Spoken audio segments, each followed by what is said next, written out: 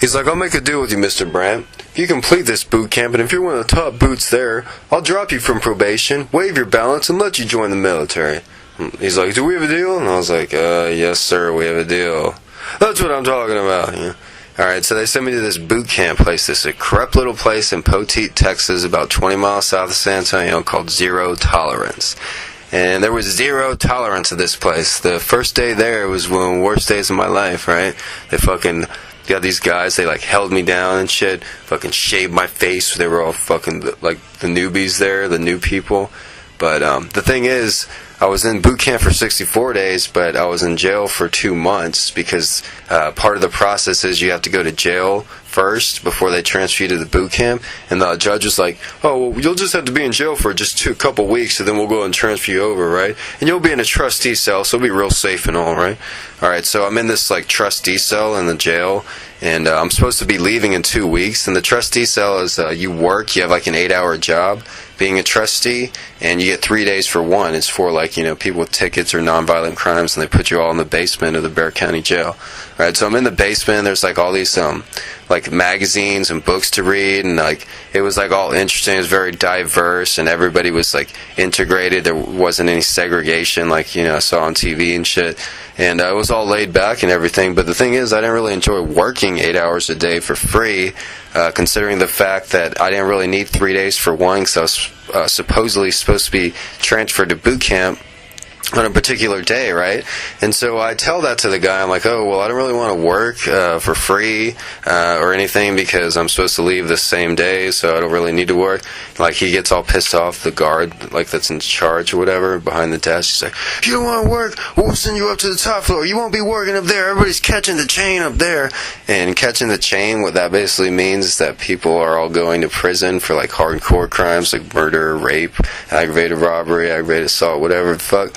And the thing is, like, I guess a lot of you assume that, like, when somebody's sentenced to prison, like a murderer or something, they're sent straight to the prison or something. No, you go to whatever local jail you're in first, and then you're there. The prisoner is there for like a year and a half or 2 years, and then finally they get to ride the bus up to the state prison or wherever they may be going. So anyways, I was sent up to the top floor with all the hardcore criminals, right?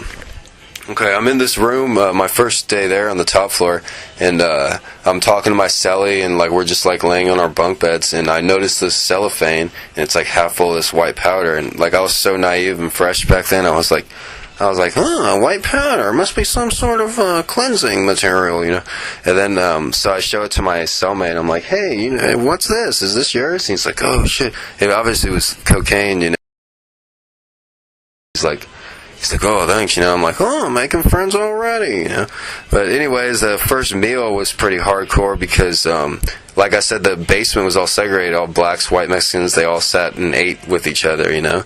But on the top floor, it wasn't the same, and I saw my cellmate, who was a Mexican guy, and like I go and sit next to him, and all of a sudden this big guy named, who they called Bear, comes up and takes my tray of crap food, takes my tray of crap food and just slams it down on the ground, and then I'm just like sitting there with him standing over me. I don't know if he's about to kick my ass or whatever, and I like look over, there's all this group of white guys, and they're like, get over here, what are you doing sitting there, get over here, and then they're like, sit down, and I'm like, alright. And then they're like, you see that TV over there? And I was like, looked up at the TV.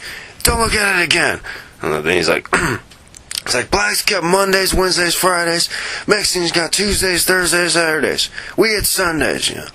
And then he's like, telling me the rules and shit of this place. He's like, how long are you staying for? And then they're like, what? You're not even going to prison? You know, and then like, anyways, I got through that. I was there for like 2 months. They like forgot about me and shit. It was so crazy, man. Like when my brother came to visit me, like in the glass, like on the TV, we were like laughing our asses off. We're like, ha ha, I'm in jail, ha ha. I mean, I was so positive about it. I like spent hours in my cell like singing that song, like, I'm just a poor, like Bohemian Rhapsody. I'm just a poor boy, nobody loves me. He's just a poor boy from a far from you know. You know, it was a fucking not that bad of an experience, right? But then finally they transferred me over to the boot camp.